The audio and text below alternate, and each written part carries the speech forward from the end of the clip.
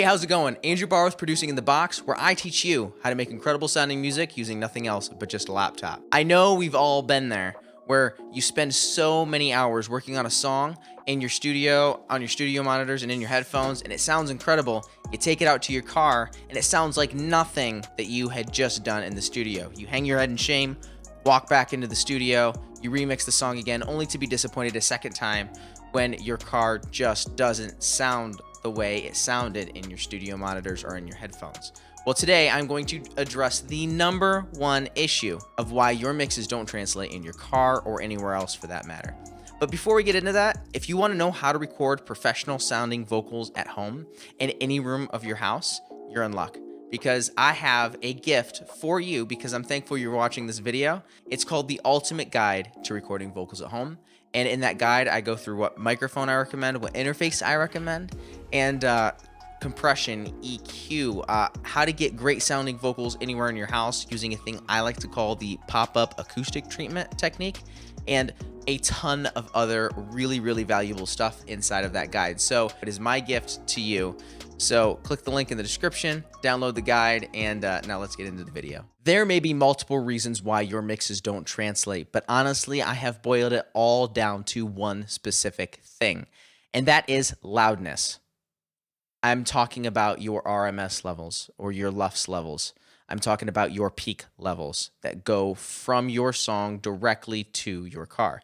Your studio monitors, your interface, your DAW, and your headphones can handle higher peak volumes or signals than your car can. And it may sound great in here, and then you take it out to your car, and it's just too loud. You're fighting a loudness war that doesn't really need to be fought, especially in your car. Because if you're pushing too much into your car speakers, you're going to cause distortion, and it's going to ruin absolutely everything. So on your master bus, you should be having a limiter at the very least. Most of the time, I'll bounce out an entire song, and then I'll bring it into its own session and master it that way. But a lot of times, I will also master right here from the main 2 bus. So here is the last plugin in my chain. This is just a plugin to get my audio from my DAW to the video here. But this is the last plugin in my chain before I bounce a song out. And this is the limiter. So all I have is a limiter, and I've turned up the gain, and this is what it sounds like right now.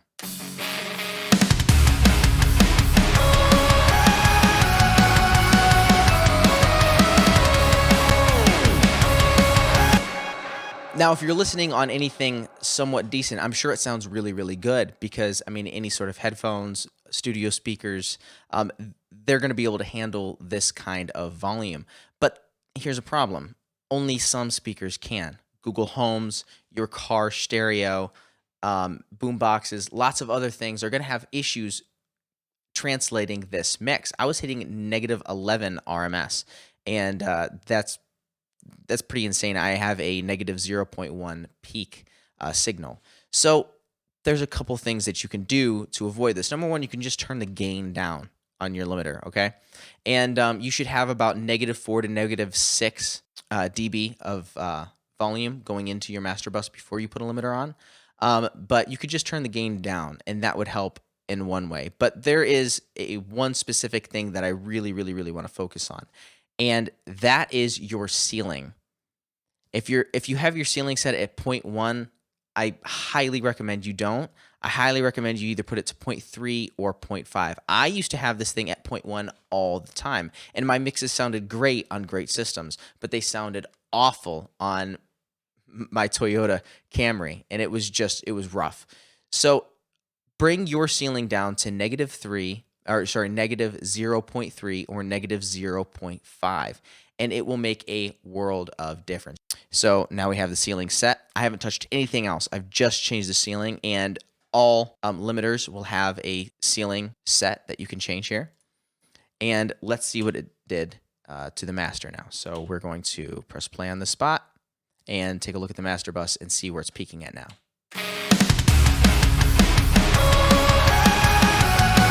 It's peaking at negative 0.3. Now, let's say I want to take this and I want to take it just a little bit farther just to be careful. We'll go negative 0.5.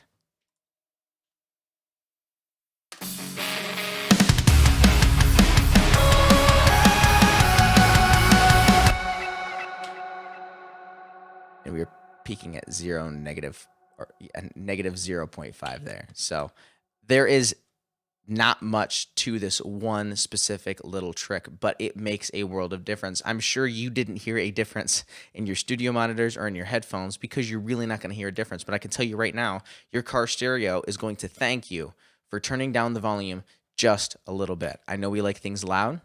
I know we like things to just absolutely hit, but you need to have it turned down just a little bit.